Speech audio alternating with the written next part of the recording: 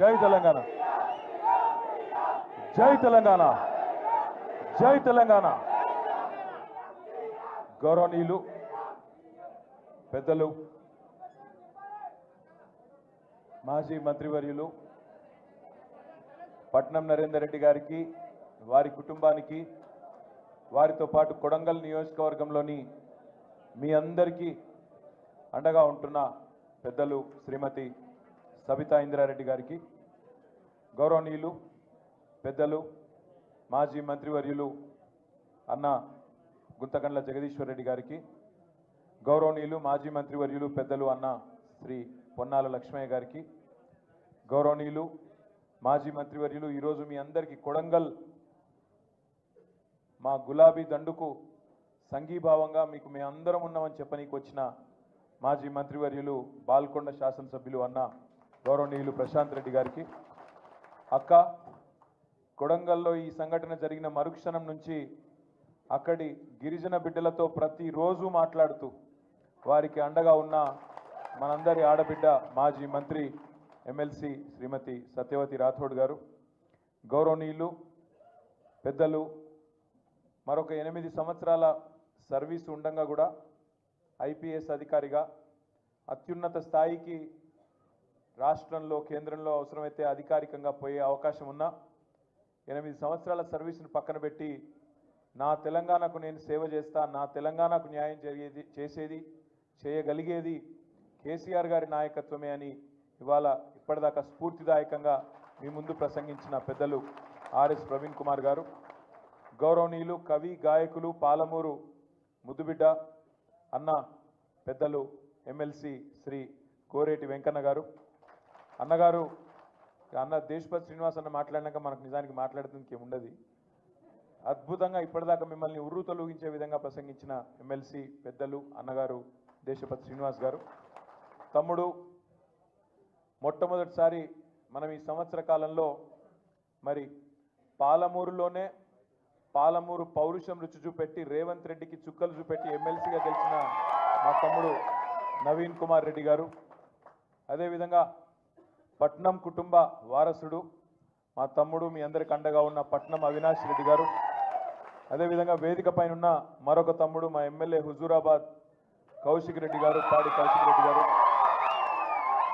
అదేవిధంగా మా తమ్ముడు బాల్కా సుమన్ గారు మాజీ ఎమ్మెల్యే గారు, ఈ కార్యక్రమానికి అధ్యక్షత వహిస్తున్న సోదరుడు వికారాబాద్ జిల్లా పార్టీ అధ్యక్షుడు వికారాబాద్ మాజీ శాసనసభ్యుడు తమ్ముడు డాక్టర్ మెతుకు ఆనంద్ గారు, చాంద్ పాషాబాయి గారు, అదేవిధంగా సలీం గారు, గజ్జల నాగేష్ గారు, తమ్ముడు మైపాల్ గారు, అదేవిధంగా వేదిక పైన మా కొడంగల్ నాయకత్వం మొత్తానికి నేను ఎవరో పేర్లు చెప్పలేదు, మనసులను ఎదుర్కోరి బయట తిట్టుకోరి కోరుతూ మరి వేదిక ముందున్న ఉదయం 3 గంటల నుంచి అరెస్టు చేస్తానని పోలీసు వాళ్ళని ఇళ్లకు పంపించిన నీ సంగతి ఏందో మా సంగతి ఏందో చూపెడతామని చెప్పి ఇక్కడికి వచ్చిన మా కొడంగల్ అన్నదమ్ములకు ఆడబిడ్డలకు, ముఖ్యంగా మా ఆడబిడ్డలకు హృదయపూర్వకంగా నమస్కారాలు, హృదయపూర్వకంగా మీ చైతన్యానికి వందనాలు.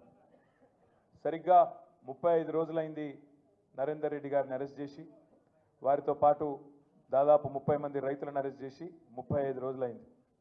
ఒక మాట మాత్రం ఖచ్చితంగా చెప్పాలి, నరేందర్ రెడ్డి గారి కుటుంబాన్ని కలవడానికి మొట్టమొదటి రోజు పోయినప్పుడు వారి తల్లిగారు నరేందర్ రెడ్డి గారి అమ్మగారు 92-93 ఏళ్ళ వయసు ఉంటుంది ఆ పెద్దమ్మకు, నేను సబితక్క పోతే మా ఓడు చాలా మెత్తటోని కొంటవేరు బిడ్డ అన్నది.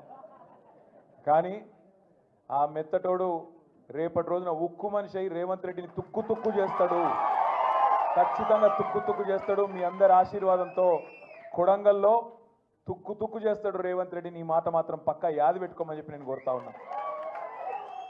ఈ సందర్భంగా నిజంగా నరేందర్ గుండె ధైర్యానికి, ఆ రైతుల గుండె ధైర్యానికి మనందరం కూడా సల్యూట్ చేయాలి. కేసీఆర్ గారి నాయకత్వంలో ఎట్లయితే ఉద్యమంలో ధీశాలిగా పోరాడినామో వాళ్ళ నిజంగా మీ కొడంగల్ చైతన్యం చూస్తూ ఉంటే మొత్తం మా అందరికీ కొత్త ఉత్సాహం వచ్చింది, మా అందరికి కూడా గుండె ధైర్యం వచ్చింది. ఎందుకంటే సంవత్సరం కిందట అనుకోకుండా ఎన్నికలు ఓడిపోయినాం. ఇందాక దేశపతి శ్రీనివాస్ గారు ఒక నక్క కథ చెప్పిండు.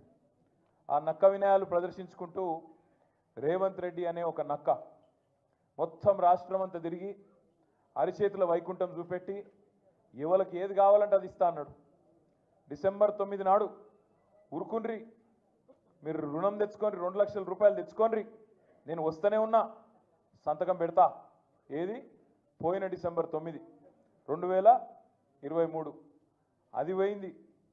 సంవత్సరం దాటింది, ఈ డిసెంబర్ 9 కూడా పోయింది. అయిందా రుణమాఫీ? 2-3 సార్లు రేవంత్ రెడ్డి కాంగ్రెస్ వాళ్ళు ఆడాయిడ మాట్లాడిండ్రు. ఏమని? రుణమాఫీ చేసినామని. అంటే నేను ఒక్కటే అన్నా, దమ్ముందా? పోదామా? నీ సొంత ఊరు కొండారెడ్డిపల్లె పోదామా, నీ కాన్స్టిట్యున్సీ కొడంగల్ పోదామా, ఏడికి పోదామో రా. ఒక్క ఊర్లోనన్నా 100% రైతులు కనుకొచ్చి రుణమాఫీ అయిందని చెప్తే నేను రాజకీయ